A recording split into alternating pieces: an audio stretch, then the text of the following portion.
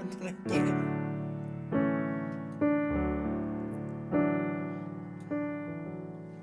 Flow to you, flow to you. Let the rivers of my worship flow to you. Lord, I pray, and all I do,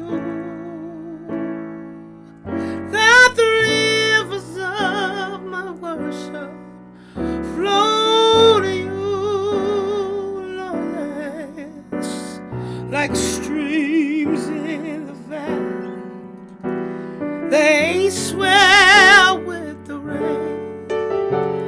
Let the songs of my heart rise to bless your name and flow to you, flow to you. Lord, let my worship flow to you.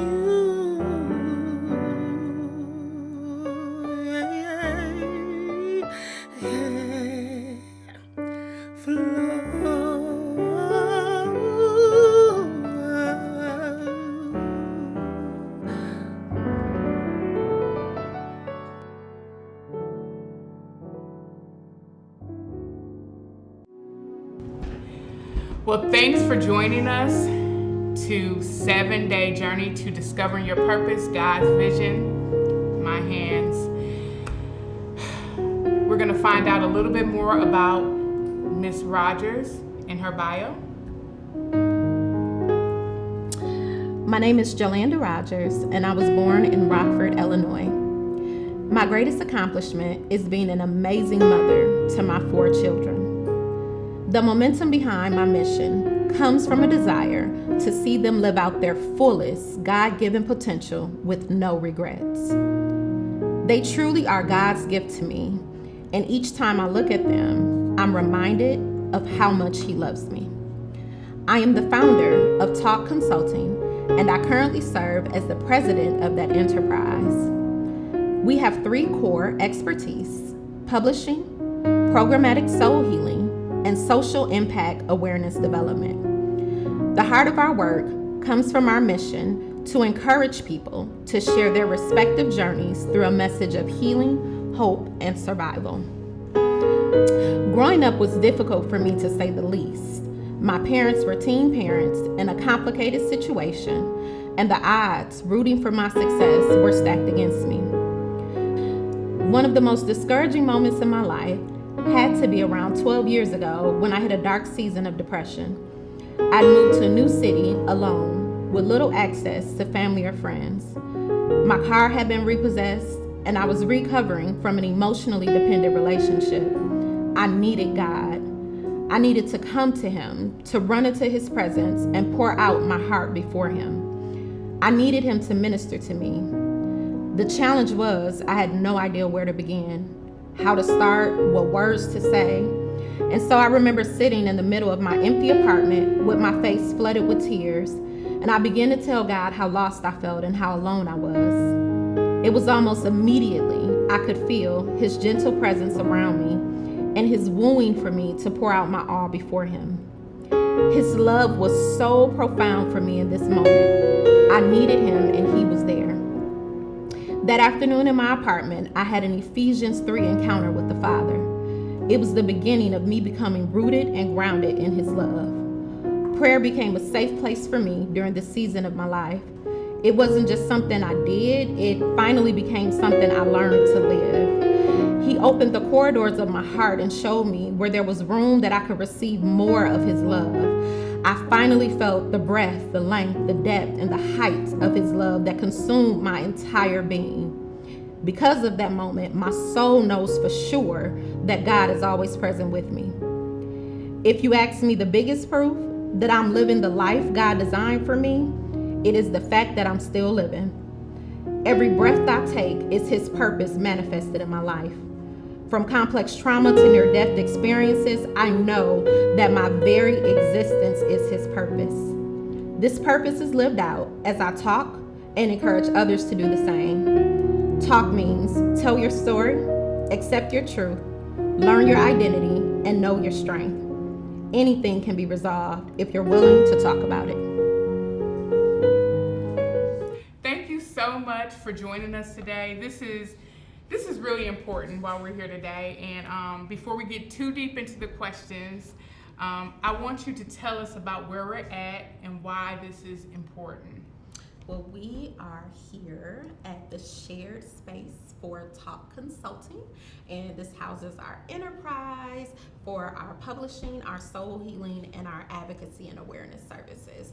This space, it's like a second home, if you will. Here is where I meet with people to talk about their journey.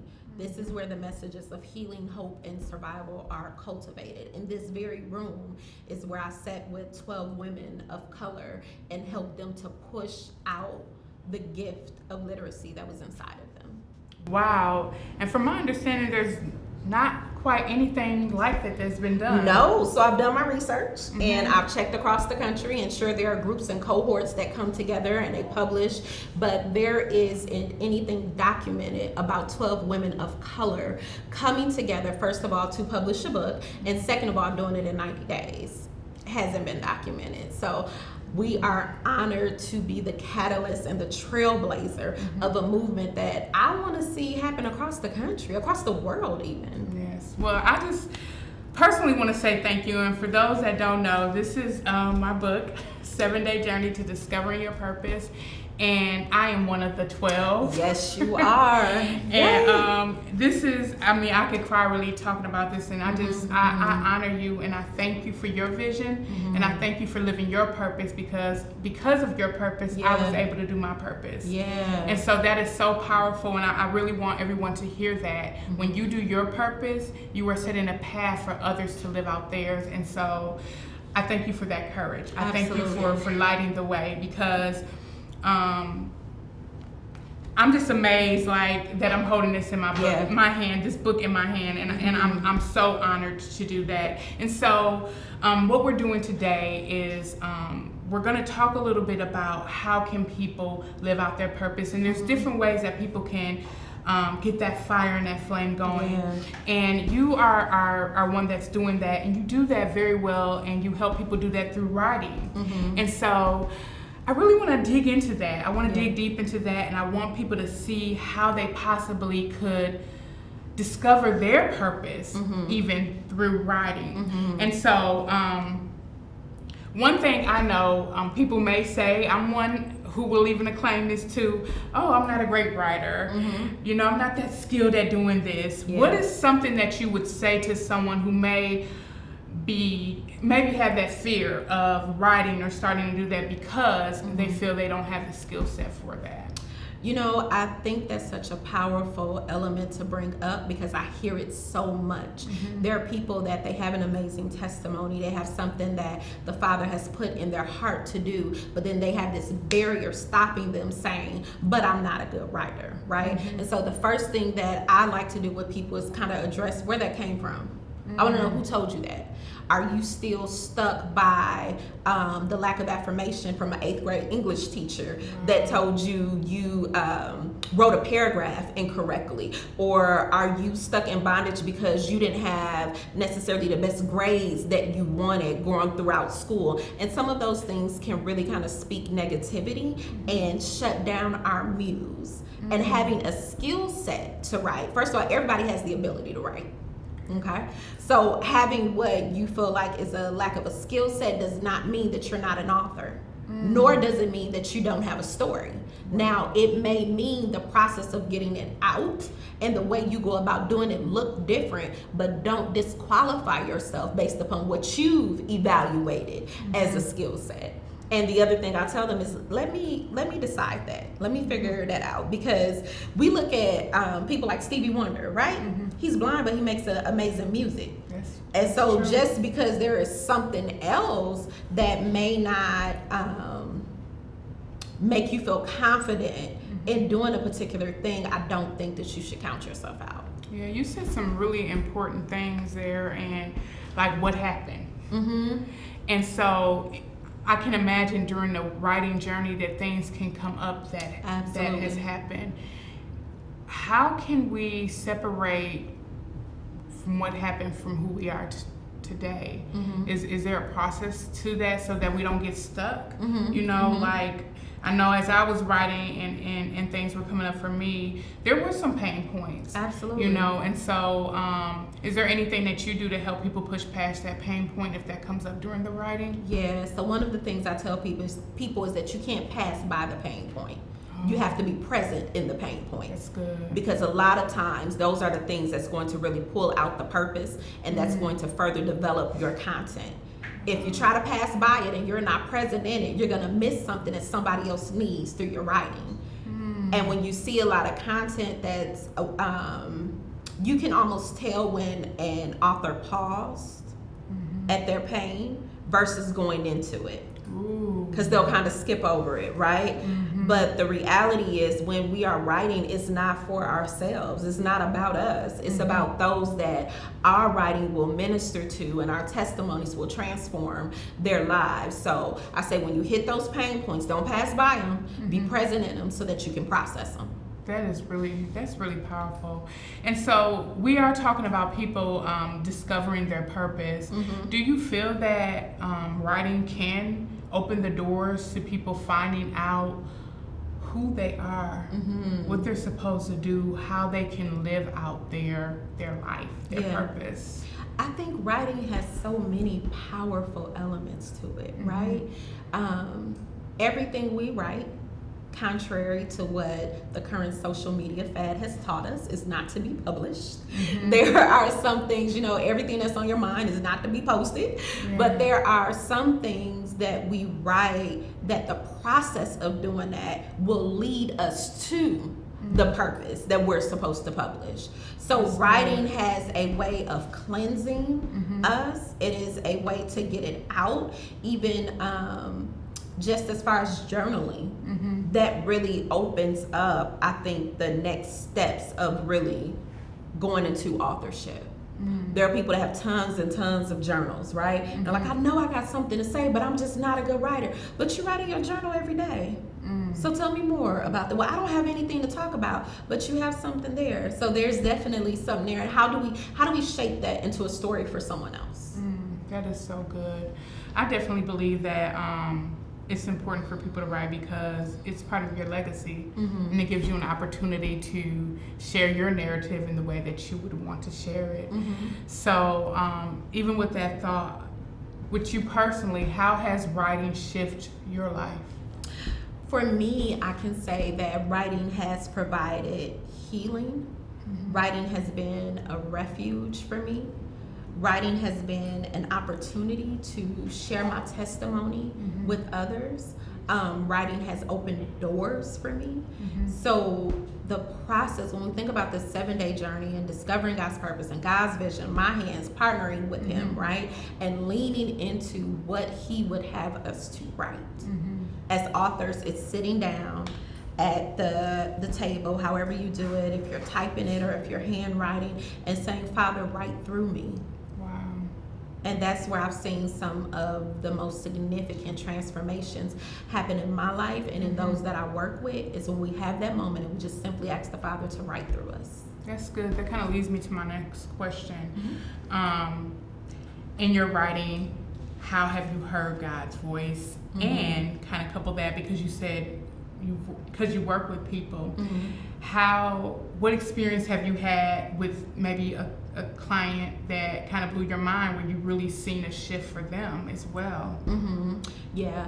I guess when I think about the transformative process of writing and what that looks like, I'm drawn right away to Psalm 62 and the scripture that says, pour out your heart before Him.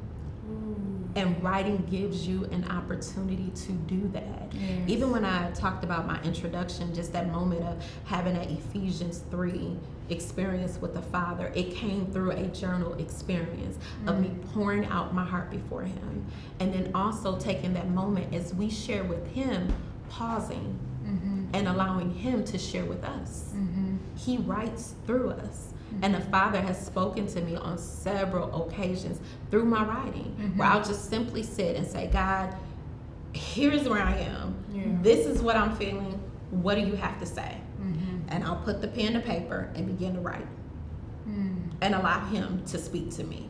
I'll sit at my computer and I'll just begin to type, and I'll hear words like, my beloved. You know, I'll hear those words like, I just want to remind you that I love you and that I'm proud of you and that I'm not looking for you to do anything but be loved by me. And so I think when we have those moments for writing, when I talk about the writing that doesn't have to be published, but that writing that allows Him to minister to us and to heal us and to speak through us, I sit, I wait, I listen. And I do that through journaling, prayer, which is a whole nother conversation, but it's a beautiful thing. And those sound like some tools that people can kind of use, the Absolutely. journaling, the praying, and things of that nature. So, what advice would you give to someone that may be listening today and they have the desire to start writing? What would you say to them to kind of encourage them to take that necessary step to go ahead and move forward? I think it's 3 points of encouragement I would give. The first one is, so what if everybody is writing a book? Until you've written yours, the world has not read it.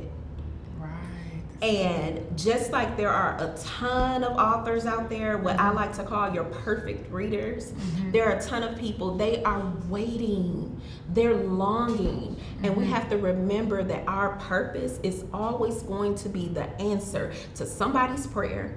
It's always going to be the answer to a question that somebody has been asking. Purpose is never selfish, and neither is writing when it comes to publishing, right? And if you have something inside of you, which would be the second point of encouragement, I would say, is don't keep the world waiting. Don't keep that perfect reader desperate. You have something that they don't even know that they need, right? But then once they get your book in their hand, they realize, I've just been waiting on partnership with the divine. I've been waiting for the content that's in here to take me to the next point in my journey.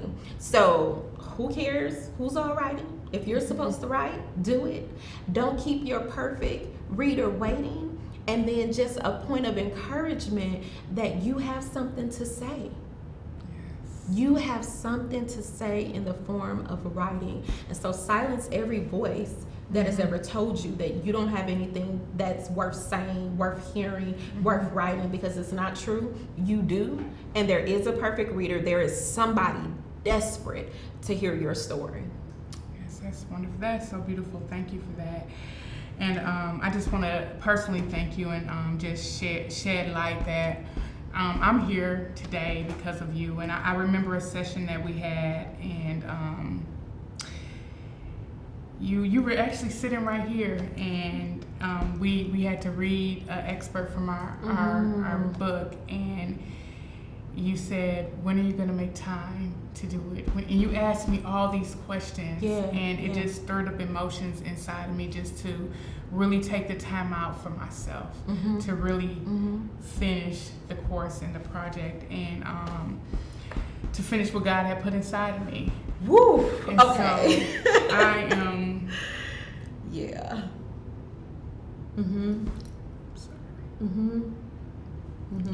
I'm very grateful to you. And I'm overwhelmed.